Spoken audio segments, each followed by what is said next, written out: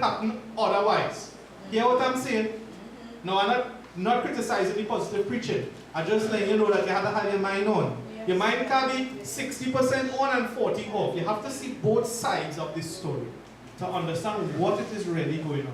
The more and more I realize it, the more and more I realize, even though I think I'm in control, God is in control. Yes. God is in control. Alright? It's like lip service, but we have to get it stuck in ourselves. Alright? So if you don't know the story further on, maybe you would agree with my question this morning, if you don't know the story further. But as I read that the glory had departed from Israel because the ark of God was taken, I realized something. While God manifested himself in the ark, you know the ark, right? Everybody know about the ark? Yeah. I don't know the full details because every so often they have details about the ark as they go along. But it was described. It was described the length of it, the breadth of it, the angel, the angel statue, and so all that was described in it, right?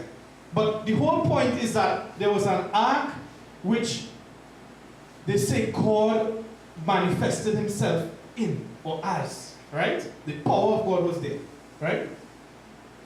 And the ark was, as I realized something, while God manifested himself in this ark, I'm just trying to show a size of something, an object, right?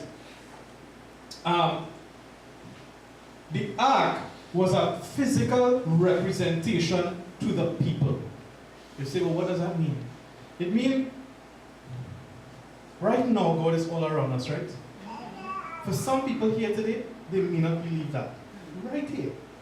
In fact, we would have experienced in worship the presence of God here. But I am not certain, I don't know your life, but down here somewhere, there might be someone who did not experience that same thing that we felt up there. That's right. Yes? And I realized that God had to make an object and put it there to be reminded that he was there. It's a very important lesson to be learned here.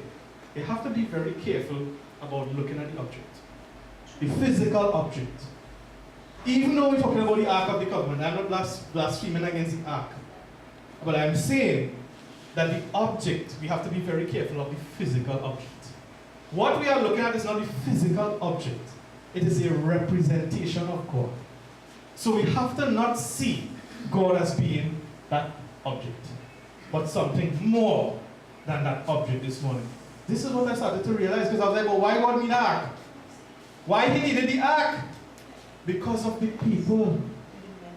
The mentality. Somebody said it. Because for some reason, even up to the example I have seen with my father, people would still try to give him the glory.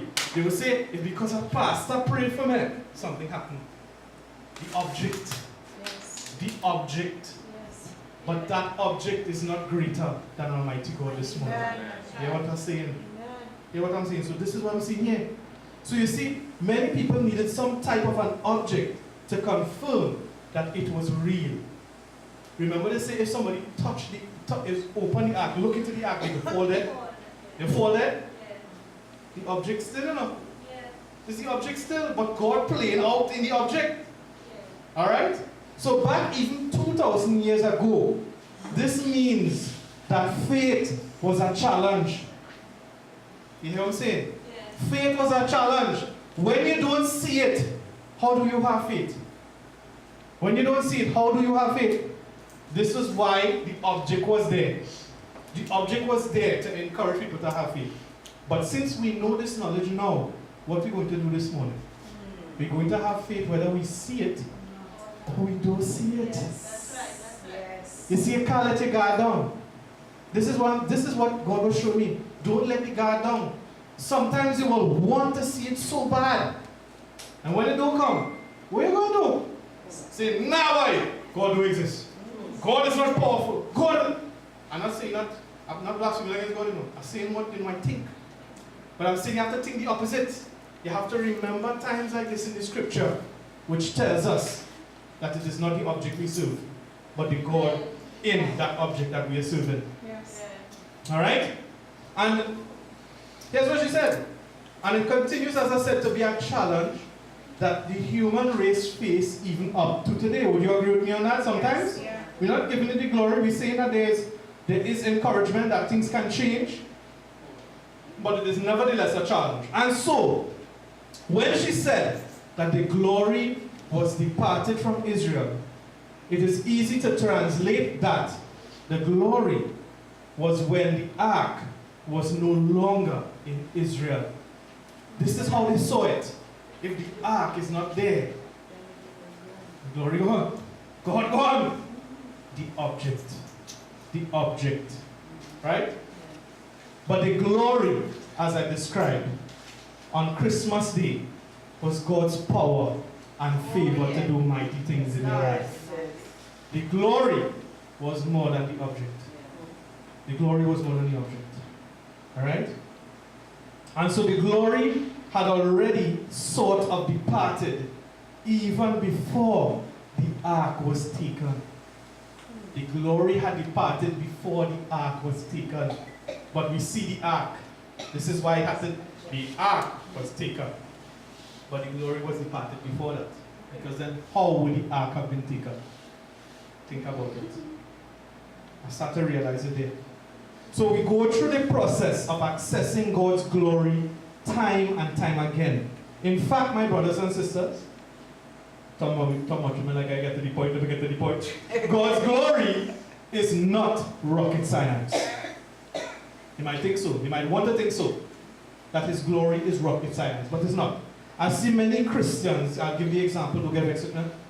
Many Christians jumping from church to church because they're looking. They're looking. They're looking. They're searching. And they're not finding it. They feel that they're not finding it. They're not coming and they're not receiving something. They're not coming and they're not getting what they need.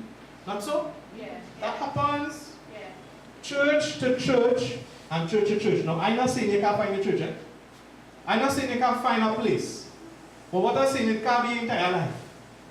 Oh God, you get quiet on that. It can't be your entire life. True. Yeah. I don't know how to tell. I can't tell people in all. You gotta tell them for me. Because if I tell them, people go against it. No, I can tell them, but it's whether they will listen or not. But you could encourage them. You might have a relationship with someone like that, and you could tell them, listen. You know what? Yes, you could go and find a church, but settle down somewhere. Yes. Settle down somewhere. You see, you could go in one church, the pastor will be preaching, God will be sending him a message in a certain line. You go next Sunday by another church. You get something in a certain line. But then you go to another church or you go back to the other one and you miss something that was there in the other one that you probably should have been in to get the chronological order in which you need to understand what is going on. Yes. You hear what I'm saying? Yes. I hear nobody just explain that. I never see anybody explain that to people. I say, here what? If you're coming new, you know what we gotta do? We gotta get somebody who is being in church all the time and know exactly what God's sharing and they just remember. We need to get them to do some kind of class with them. Yeah. A short class. You don't come in and don't learn nothing when you're in church. When you come in, let me inject you with a little bit so you know. A little bit. Yeah. You know what you're up against. Yes. Because you might be up against some strong things. Yes. Yes. And you have to be aware of what's going on. Yes. So anyways, I don't want to go into that. I'll just give you the example. And it has always been something I wanted to understand. Why this was so. Why do people jump? Why do people go? You see it in Word of Life, so it's not something that I would say I never thought about. We people jump. We have people jump and go and so forth. Alright? And I believe that God answered that through His Word. Through a very unorthodox manner. He was showing me that my people have heard my word, but have not received my word. Not everybody, you know. This is not to criticize you. It is just to say that some of us have heard the word. We listen to TBN whole day. And we're receiving things, you know, we're getting it, we're feeling good. Or you ever watch a TBN service and you feel, boy, I feel it through the TV. You understand what I'm saying? You listen to the radio. You feel it through the radio. Yes? But after you switch off your radio and you go out there, you're making the decisions and the radio was playing in your ears and the TV was playing in your you were seeing and the feeling that you was feeling at that point in time. Are you? I don't know. I asked the question. So, receiving is also not just receiving. Receiving is applying. Now when I hear receiving, it has to be application. Yes. Application has to be there. So, I said, I am not here to judge you. This is what God was showing me through His Word. Because let me tell you something. You feel like I never receive and I didn't apply? This is for me too. You receive. And then somebody while you're driving on the radio, this happened to me, driving, listening to nice, beautiful gospel music, I'm feeling the presence of God. And somebody bad driving right there and get vexed one time. It's happened. Yes. So we're talking real life. What is happening in real life? Real life. Receiving. I received, but I did not apply. I did not apply. It so happened. As I say, God does things in mysterious ways. It so happened last night, about 7 o'clock, 8 o'clock, a pipe, well, not a full pipe, but a corner burst outside the house. Water spraying all over the place. And so me and my brother, my trusty good brother, in the back, right? These days I really love my brother, He come and help me, so he's shining the light and I get this nasty drain and the drain there and my foot and thing getting dirty and whatever. And I'm taking the PVC glue and I stick in the PVC glue and I stick the corner back, right? I stick the corner back. But if you know, if any of the males here know about PVC, you have to be exact with PVC, eh? Yeah. If you're not exact, I tell you, you can start to fit up thing and then realize, oh shucks, I need to cut our next piece with the fitting back in and there's something. Watch them. If one of the young boys never do it, let them do it. And stand up and watch and you'll get a good laugh. You get the first time somebody do PVC work, you just realize, oh, can I take this up, right? So anyways, we stick the thing. And we stick it with the glue. But now we put on the pressure, we put on the pressure, now it's a pump, let's say, real pressure. The pressure going down because there's an angle going down. Anyways, the point is, when the pressure hit the thing, it starts to leak. You say, Pastor, you have to be excellent. You got your PVC not supposed to leak. You see, you'll be disappointed, right? But if you just say encouragement and say, well, here what now? Well, here what? Next time you're going to get it right. How about that? Yes. That better? All right, but anyways, coming back to the point. So now I had to go and stick it back again, right? But in the process of sticking back, I realized now I'm going back inside now. PVC glue on my hand and thing. I realized, well, I cut off the water. I mean, I don't want to wash my hand now. Only when I open the pipe, I realized. I tell you, kicks. So anyways, we come back out and we stick this thing back. By the time I stick it back, the amount of PVC glue I have on my hand is about the same amount I have like inside the pipe that I stick. Let me put it that way, right? I tell you, ladies, all you don't know, if all you just stick PVC, all you understand. PVC glue is one of the hardest thing to take out of the skin. But God was showing me something. You see, when you accept something, when you accept it and you apply it to your life, it had to be like a PVC glue. Yes. When that PVC glue stick on your partner, your conscience will bother you when you do something wrong. If you go away from God. Yes. It will stick like glue in such a way that you will say, nah boy, I could never turn back. Yes. Even when God forbid some trials come in your life. You'll say, nah boy, this thing's so hard, it stick on me, I can't turn back, Lord. This is what that PVC glue was like. It was like God. Anyways, after a lot of hot water and some nail polish remover and all kind of things, I'm telling you, you have to put your hand in hot water, let it soak for a while. An uncomfortable feeling. Right? I tried oil and all kind of thing, I had to take it out, I had to put it in oil in the water, like soak and all this kind of thing, and then take nail polish remover, and then I realized how nice nail polish remover this feel on your hand, it'll be cool and nice. And then right after you feel cool and nice, you just dry out your hand. You have to put cream now. I don't see why ladies just put cream. I tell you, I'm learning the process of all this. I crash course here. But the point is, you can put a greater and greater hand. a friendly skin go. But that is the point is how the PVC glue have to be. I tell you something, it is quite a challenging thing to reach that point that you feel like God is like that PVC glue in your life. But yet it has to happen. I encourage it in the name of Jesus. that God will be like that PVC glue on you. It will stick to you versus you have to keep holding on to it. It will stick to you. Right? The application. So this morning, you might say that I speak in some form of negativity. But no, this also is the process of refinement this morning. The formula is not rocket science. But how can I put this delicately? While it is not rocket science, it might as well sometimes be rocket science to many of us. Many people in general. Pastor, how you can say such a thing? Because even though God's word shows us how simple it really is, practicing the knowledge is so complex. It is hard. It takes something out of us.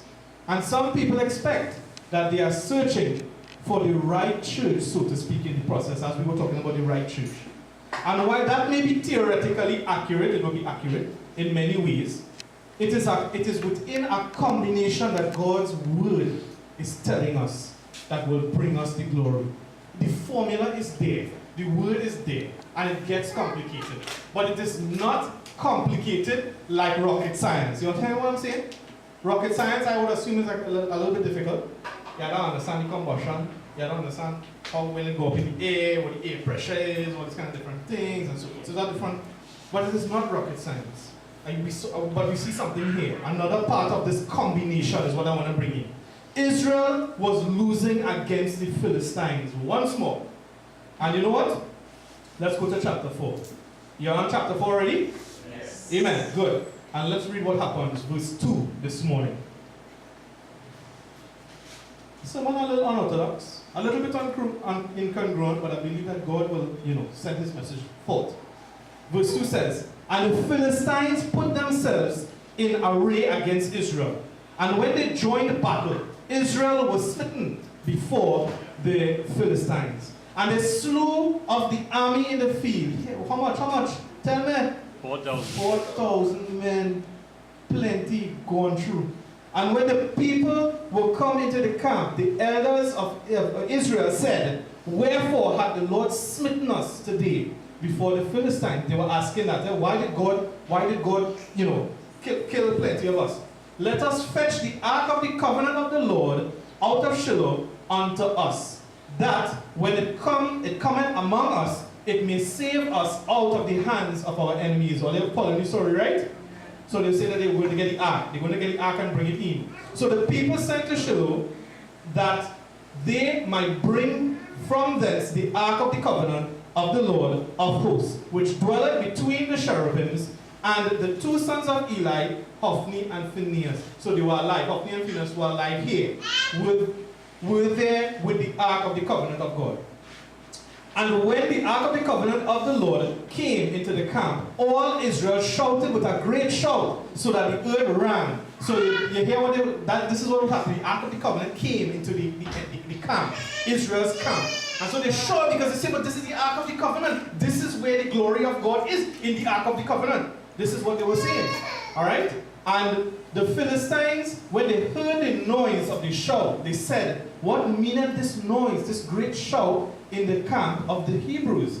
And they understood that the ark of the Lord had come in the camp. Last verse here. "And the Philistines were afraid, for they said, God is come into the camp. And they said, Woe unto us, for there hath not been such a thing heretofore."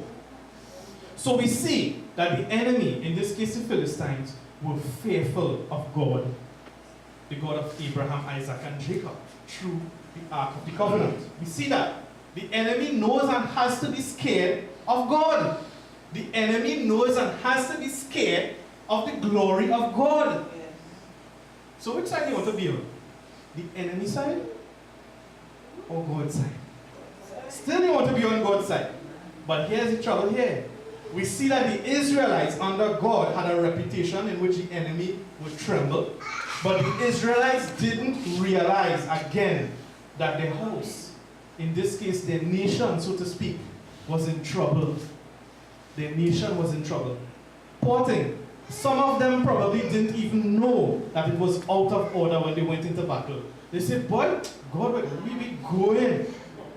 Didn't realize something was in trouble already. And they went out there and they probably gave their lives. They died in the process. But they thought that if they could bring the ark, because they lost, remember they lost, they say, well, here we will bring the ark. So they thought that if they could bring the ark of the covenant to be among them in the camp, that they would win. Who would I think so? Why would I get full up the same way? Yeah. And I say, yeah, boy, if I bring the ark of the covenant, yeah, cool. Partner, nothing could be against me. Yeah? Yes. Right, you see how you have to take the scriptures carefully. Carefully. But this didn't happen in this case. In verse 10, if you would continue with me, we see this. And the Philistines fought, and Israel was smitten again. And they fled every man into his tent, and there was a very great slaughter, for there fell of Israel. How much counted? 30,000 footmen.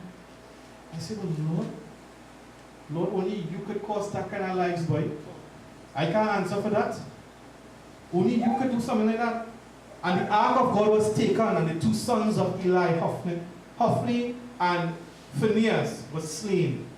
This morning, once again, this might feel like a negative message, but it isn't this morning. You want to see the glory, right? Anybody this morning want to see the glory? Yeah. Of course, the formula is revealed a little bit more this morning. They had the ark right then and there, and yet still, the glory was not upon them. The glory was not upon them.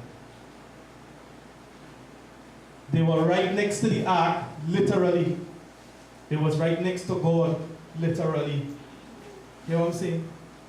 And yet still the glory had technically departed from them. It had already departed. And this shows us something, because I was mentioning Christians jumping from church to church, but it does not apply to only that, it applies to more. This is not to ridicule people who do that, but rather to show some insight on a better possible alternative this morning. All so that they can be blessed by Almighty God this morning. And we want to be blessed? Amen. And we want with friends who might be jumping to be blessed too? Yeah. Right. So this is the thing. So how does one access the glory? And that's the question. To access God's glory, it has to be a personal thing. Amen. It has to be a personal thing. This is what the scripture was saying. The scripture was saying the object is there. But the personal relationship is two different things. Come on. The personal relationship has to be there, my brothers and sisters. Alright. So you see, God will move by miracles. I'll take a video example because I know I have to cater for all the different things that happen, right? You will say, well, Pastor, some people don't know God and yet the miracles is happening. Right? That is happening. Yeah. Good. You see, God will move by miracles to call the unbeliever to get closer to Him. We know that. Yes. God will also do that for the believer who goes astray. Not so? But in order to get a higher dose,